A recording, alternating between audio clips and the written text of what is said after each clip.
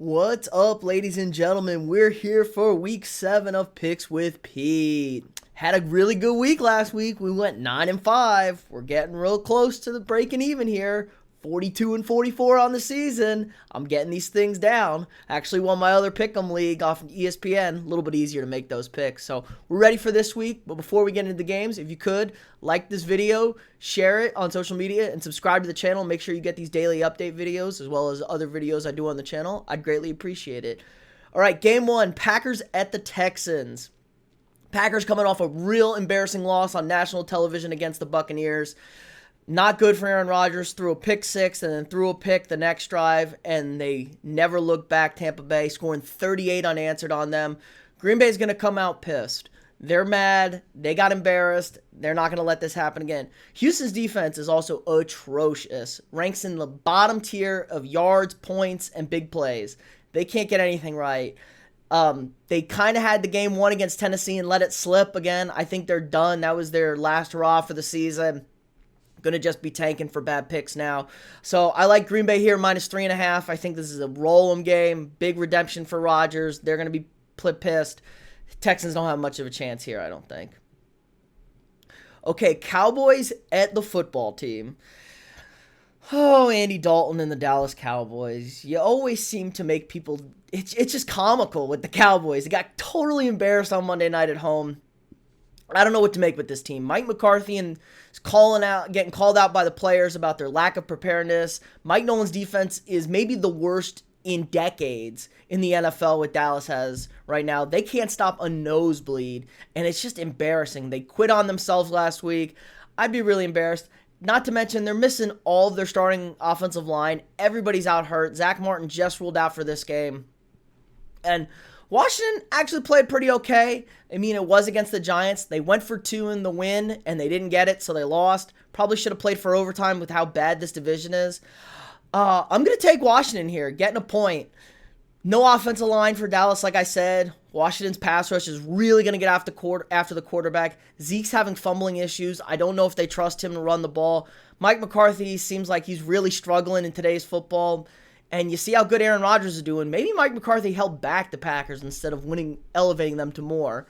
So I'm taking football team here. Going to be a nice win for Washington, and Dallas is going to start burning this thing to the ground, I think. Okay, Lions at the Falcons. Now, the Falcons hosed my terrible Minnesota Vikings last week after firing Dan Quinn and GM Thomas Dimitroff.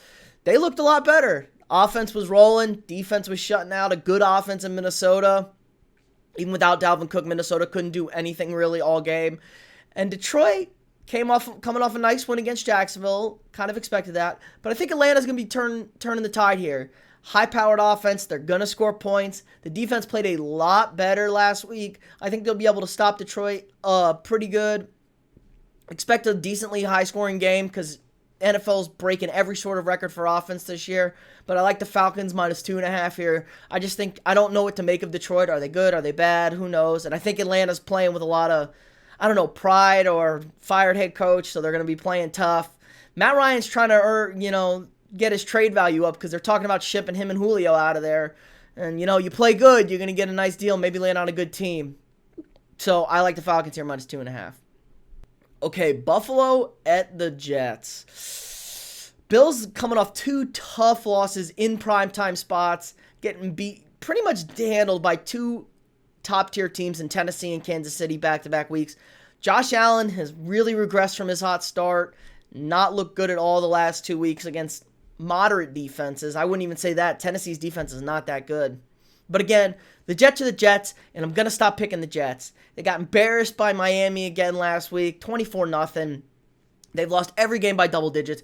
The Jets at this point are keeping Adam Gase around just so they can go 0-16 and get this Trevor Lawrence pick. I wouldn't quit on Sam Darnold yet because I don't think it's Sam Darnold's fault. His team is an absolute dumpster fire. But you just almost got to start over if you're the Jets. Sam Darnold is back this week. Maybe they make it close, but I said I'm going to stop picking the Jets in double digits. They're a complete train wreck. And Buffalo's really looking to bounce back. I think Buffalo's a solid team. Their defense has really struggled this year. They're going to beat up on a bad Jets offense. So I like Buffalo -11.5. It's a huge number, I know. But the Bills are just the Jets the Jets just can't keep things close, and the Bills really need a bounce back game to keep pace in the AFC East. They are in first, but the Dolphins are nipping on their heels. So I like a big Bills win right here. Okay, Panthers at the Saints. Panthers kind of struggled a little bit with Chicago. I know Chicago's 5-1, but how good is Chicago's offense? They're in the bottom of the league in every category, and the Panthers' defense is awful. It gets lowest in the league in pass rush, worst in the league on third downs, and New Orleans is coming off a bye. Last 4 years, Saints are 3-1 off the bye. Drew Brees is going to be able to sling the rock. I know no Michael Thomas still, but they've been playing fine without him. No pass rush, like I said, from Carolina. Drew Brees can sit in that pocket, dink and dunk all day, pick them apart. And they've had Teddy Bridgewater on the team the last 2 years, so they kind of know what Teddy's going to do. And I think that defense is going to shut him down, especially coming off the bye. So I like the Saints here, 7.5. I don't love that half point, but I'm going to take the Saints here. More likely than not, they cover this game. Okay, Browns at the Bengals. Browns, Baker, again, completely embarrassed by a terrible performance against a very good defense. Completely took Kareem Hunt in the running game out, dared Baker to throw it against them, and Baker showed he cannot throw against pressure in the NFL.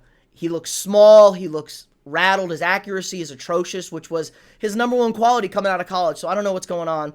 And the Bengals played Indy tough. They blew a 21-point lead, though, against the Colts last week. The team's not very good. They're making Joe Burrow lead the league in pass attempts.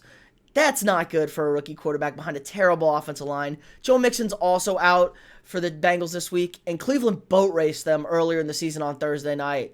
They're going to pound the rock against this Bengals team. They're not going to be able to stop them. Cleveland bounces back here. They need a feel-good win. -3, easy cover for Cleveland, but again, not sold on them. They do not deliver against big teams. And I'll tell you what, Baker's not getting that fifth-year option in Cleveland under Stefanski. Stefanski has no problem moving on for Baker, I think. So get it together, Baker. Play within yourself. Run the ball. Work on your game a little bit. But you blow Cincinnati out. Don't overreact, Browns fans. They're going to win this game. But again, not showing enough for me. Okay, great game right here. Pittsburgh at Tennessee. Now, they were supposed to play this game a couple weeks ago, but they got moved because of the COVID outbreak on the Titans. Who knew if this game was ever going to get played? It's finally getting played. Both teams were undefeated going into that game, and now they're still undefeated, so it makes it even better for these two teams. I love Pittsburgh here getting a point. Pittsburgh's a really good team, number 1 in the NFL in rush defense. They also lead the NFL in quarterback hurries at 50.5% of the time. No other team is over 40%, so that's just an insane number. They're getting after the quarterback. TJ Watt is really making a statement for Defensive Player of the Year. He's trying to get after his brother's legacy of an elite defensive player, most dominant guy in the league, because it's something, man. Now, Tennessee's great on offense. They don't have to run the ball. Derrick Henry did have 200 yards rushing last week, but they don't have to run the ball. Ryan Tannehill threw for 350 yards against Houston. Now, I know it's Houston, but Tennessee's been very comfortable throwing with Ryan Tannehill. And again, Ryan Tannehill, we thought he was average, and it made Adam Gase look good because he made Tannehill look average. Look at Tannehill with the Titans. He has better numbers than Lamar Jackson his last 18 starts with Tennessee, and it's not really close. It's very much in favor of Tannehill. So he's been elite playing with Tennessee behind that run game. The defense is an issue for Tennessee. Not very good in the pass. I think they ranked 24th or 25th in pass defense. So they're not really stopping it. Good team. Pittsburgh and Big Ben have looked great on offense. Running the ball solidly with James Conner. Chase Claypool, loved him in the combine coming out of the draft. Has been a stud for them. Of course, Pittsburgh finds receivers that turn out to be studs. Juju is still pretty good out there. Maybe not a number 1, but a great number 2 guy. And, I love what Pittsburgh's doing on offense. Big Ben's really come back strong from his injury last year. The defense is elite up front. So I like the Steelers getting a point here. Okay, Tampa Bay at Vegas. Huge win for the Buccaneers last week at home against the Packers. Things were not looking good at first. They were down 10-0 early. It was really like, oh no, how bad is Tampa Bay? And then they cruised. Now, Vegas is interesting here. They've played a very tough schedule, and they've had pretty good success against it. They're 3-3 on the year. They're coming off a bye. Or 3-2 on the year. They're coming off a bye. So, they got a real something cooking in Vegas. Now, very mediocre offense, very mediocre defense, but they play good teams tough. So, this is very interesting here. I am a little bit worried about a letdown from Tampa Bay after the huge win against Green Bay. They're feeling good. The only thing I will say is Tom is totally in control of that team offensively. They lost the game in Chicago because of holding penalties and turnovers. What did Tom do? Cut no penalties last week and no holes by the offensive line. Just shut that stuff down. We're going to focus on the small details. That's what it takes to win in this league. So I think Tom's going to have them level-headed, hopefully, and they're going to show up. Vegas is a little worrying off the bye. John Gruden knows how to prepare. He's done it all his career. So, interesting game here. It was supposed to be a Sunday night game in primetime. It's now moved because of a COVID outbreak. The Raiders' offensive line should be there, but it's a little bit in question. I'm going to take Tampa Bay here -4. Very interesting game, though. Don't be surprised if the Raiders make a push here and upset the Buccaneers. But I got to go with Tom and Tampa, -4 right here. Okay, KC at Denver. Divisional game, big-time game. Kansas City, nice, dominating win against the Bills. Pounded the rock all game. Was in complete control. But it's a short week. They're going to Denver. Denver, big upset win against the Patriots. Maybe. I don't know. We're not necessarily sure how good the Patriots are. But Drew Lock looked pretty good. They're going to have Melvin Gordon back this week, coming back from strep throat. Philip Lindsay's back. He had a huge game for them. Noah Fant's back for them. All his weapons up front are back for Drew Lock. So I expect them to be able to move the ball against this Kansas City defense. Not the best defense in the world. Very opportunistic, though, Kansas City. Chiefs might be going to this run game. Going to pound the rock. Who knows what their game plan is going to be. They're such a diverse offensive team. It's just a huge number here. I loved it last week with the huge number with Denver. Division game. Denver always plays them tight. I'm going to take the Broncos +9.5 here. Big number. Chiefs win this game. But again, Drew Lock's got all his weapons back. I really like what I see from Denver's offense. And Vic Fangio and the defense is going to get the job done usually. So, little lower scoring game. Chiefs win. Broncos cover. Okay, Niners at the Patriots. Cam has not looked good since last week coming back from COVID. Now, was it because he missed almost 3 weeks of practice? Things were a little off. He wasn't accurate. Couldn't throw the ball with his feet set. Offense turned the ball over too much. They really don't have much as far as playmakers and weapons on offense in New England. Played pretty good defense, but again, starting to show. Guys are getting a little banged up with all those guys in opting out. They lack a little bit of depth back there. And San Francisco got embarrassed by Miami 2 weeks ago. Come back real strong against the Rams. Rams are a pretty good football team, I think. So I think the Niners handle business here. +2. It is in New England, but again, no crowd, a lot of travel. Who knows what that effect is. Jimmy G is looking healthy. They got to let him open it up. Shanahan shows with his play calling he clearly doesn't trust Jimmy G. But again, run game's elite. They got a lot of weapons. I'm sure Bill's going to take away Kittle from Jimmy G. But Deebo Samuel's back. Looking good last week. Caught a touchdown. I think the Niners take care of business here. +2 on the road. Getting points, Niners, I don't think are a terrible team. Their defense is still pretty elite. Top 7 in passing and rushing for the Niners. So, take the Niners +2 here. Like it. Okay, Jags at Chargers. Jags are feisty, but they're the Jags. They really can't win here. Gardner Minshew, nice guy, good guy. They're trying to tank, it feels like, for Trevor Lawrence. Don't think they're going to be bad enough to get him. Maybe they'll get one of the other QBs. Chargers coming off a bye. Keenan Allen should be back for them. Who knows? He's got a little bit of question with his back there that he got 2 weeks ago.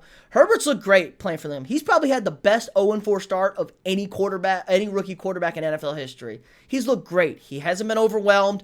The Chargers just charger it up, and it's hilarious. You know, bad teams always are bad. So I expect them to look great here. Off the bye, 2 weeks to prepare against a bad team in Jacksonville.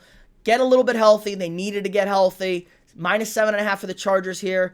Love what I see from Herbert so far. Expect him to open this thing up this week against a bad team, and they're going to be able to score some points. Okay, Seattle at Arizona. Seattle, Russell Wilson, #1 offense in every category, basically. Only downfall of this team, got no defense. Now, I don't think that's going to mean anything. Russell Wilson is fantastic off of a bye. This man is so prepared, it's ridiculous. And Arizona's coming off high and mighty. Oh, big upset win against Dallas on Monday night. So, riding high, feeling themselves, short week. This has total letdown written all over it from Arizona. Russell Wilson is 6-0-1 his last 7 starts against Arizona. His only loss from them, he's played them 8 times, was his first career NFL start. So he's dominated Arizona since he's become an actual starter in the NFL. -3.5 is my lock of the week. Seahawks roll here, cruise Arizona, thump them real good. Got moved to primetime again because of the Raiders-Buccaneers game. Russell Wilson shines brightest in primetime. Expect a letdown from the Cardinals here, feeling high and mighty.